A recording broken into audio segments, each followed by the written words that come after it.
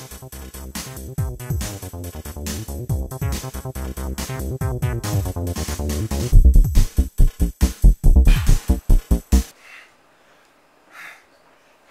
everybody, Dave Schmidt's Resistance Band Training Live and resistancebandtraining.com. 1 second. One, done. Don't worry, you're not in the wrong place. No. You know, lately I've been getting a lot of questions about resistance bands versus weight training. What's the best? What's going to give me the most results? Well, you know, I don't know what's going to give you the most results. I can only tell you what resistance bands are going to do for you. So I thought today what I would do, instead of kind of going through a workout, we would talk a little bit about resistance bands as it relates to weight training. So that said, let me shoot this at you. You know, a lot of times when we weight train, we go through workouts, and a lot of the workouts are done in a very similar plane. When you look at resistance bands, it provides a completely different type of contraction. A contraction that I personally feel needs to be part of everybody's workouts. Let me explain to you 3 things. First of all, let's look at the strength curve that's created by resistance bands versus weight training. Weight training, or lifting dead weight, creates the bell-shaped curve. We're all very familiar with that. It's been around for years. Resistance bands, on the other hand, create more of a linear curve that actually escalates. So as range of motion increases, resistance increases. Now, why is that important? Well, we've looked at the books, and the books have all taught us that certain muscles do certain things. But yet we know in the world of function, that's not true. We know that the trunk muscles are a trunk flexor, but in the real world of function, they're actually a stabilizer, and they help control the spine. So a lot of times, the books aren't exactly telling us what true function or true muscle action is all about. And that's what I'm saying here. When you look at the world of function, the functional strength curve, as I like to call it, I think resistance bands fits it perfect. All we have to do is go ahead and look at the athletic environment. The athletic environment teaches us that we want to explode through the movement. Well, in order for us to explode through the movement and be powerful at the end of the range, we've got to be strengthening that range. Resistance bands allow us to do that. I personally feel that training with resistance bands gives you tremendously more explosiveness, especially throughout this full range of motion and especially at the end of the range of motion. So that's the first thing I want to swear, the difference between the strength curves that occur with resistance bands versus with weights. Now let's talk about end range strengthening. How important is it to have end range strengthening? Well, you know, a lot of times as we look at people that lift, they very often become very restricted in their movement patterns. You know, a lot of short arc range of motions, not pushing through the full movement. Reason being is a lot of times as an athlete or a person lifting weights pushes through the movement and they get through the mid-range part of their range, they know they've completed the lift, so very often they'll go ahead and go back into the eccentric phase. My feeling is with resistance bands, it makes you push all the way through the range of motion. Therefore, you're always lengthening your range and getting better mobility and better flexibility.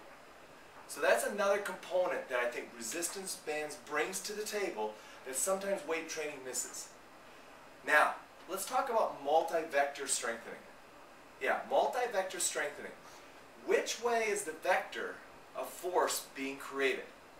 Now, when you look at weights, take a kettlebell for instance, I don't care how you shake it, the vector force is going to be down.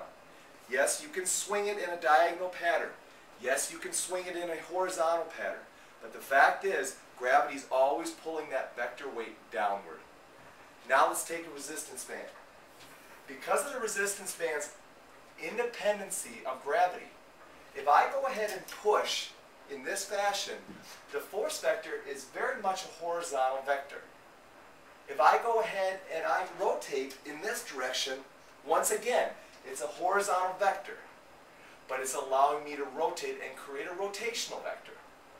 So my feeling is that with resistance bands, you can actually create the vector force that you want to simulate.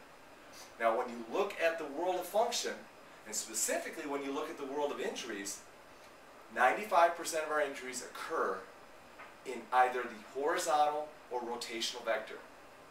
It's the compression with the rotation that very often very often creates the injuries that we see. We call that shear forces. And when you look at shear forces are a result of a horizontal and rotational vector occurring while a straight compressive vector is being loaded. The compressive vector is not the one creating the injury. The shear force, the horizontal and rotational movements are what are causing the injury. Lastly, let's go ahead and look at the world of movement and see that all movements are created at first and foremost by loading the system.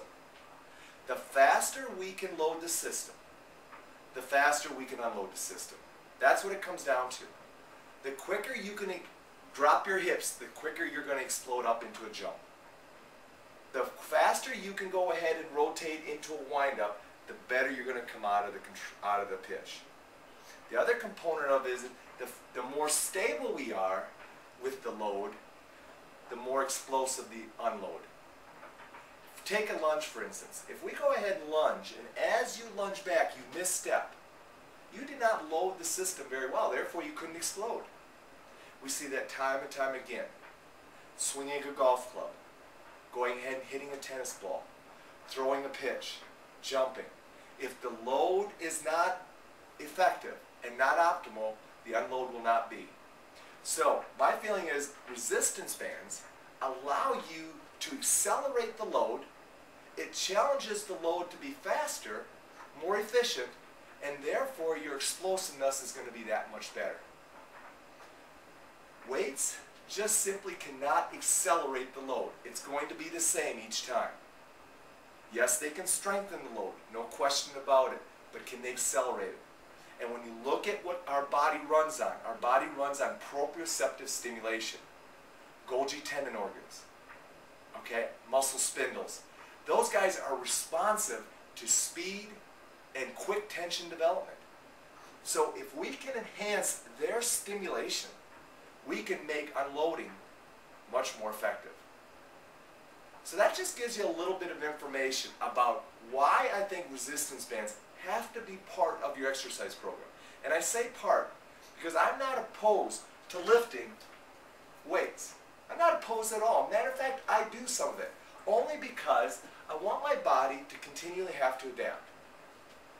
But my feeling is that resistance bands has to be part of your overall strengthening program on a regular basis to get the reactiveness and the responses that we just spoke about in those last 4 topics we discussed. I hope that helps you a little bit in regards to understanding the difference between resistance bands training resistance and weight training resistance. Make sure you go out to your clients now and tell them, educate them about resistance bands. It will not only make you a more effective trainer and coach, but it'll also go ahead and get them excited about resistance band training. If you're a fitness enthusiast, you need to start looking at resistance band training just a little bit more seriously. I'm telling you right now, the people that are training on a regular basis with resistance bands are emailing me every week and telling me how good they feel, how explosive they are, how much better balance they have, how much better flexibility they have. Folks, I'm telling you, resistance band training, specifically reactive resistance band training, is critical to your exercise program. I hope you're putting it into it. Thanks for taking part this week in resistance band training. I hope I didn't bore you too much, but now I'm going to get back to training. And you know what? We're leaving the kettlebell home because now what? We're going to get into some resistance band training. You guys have a good week, and I'll talk to you next week again.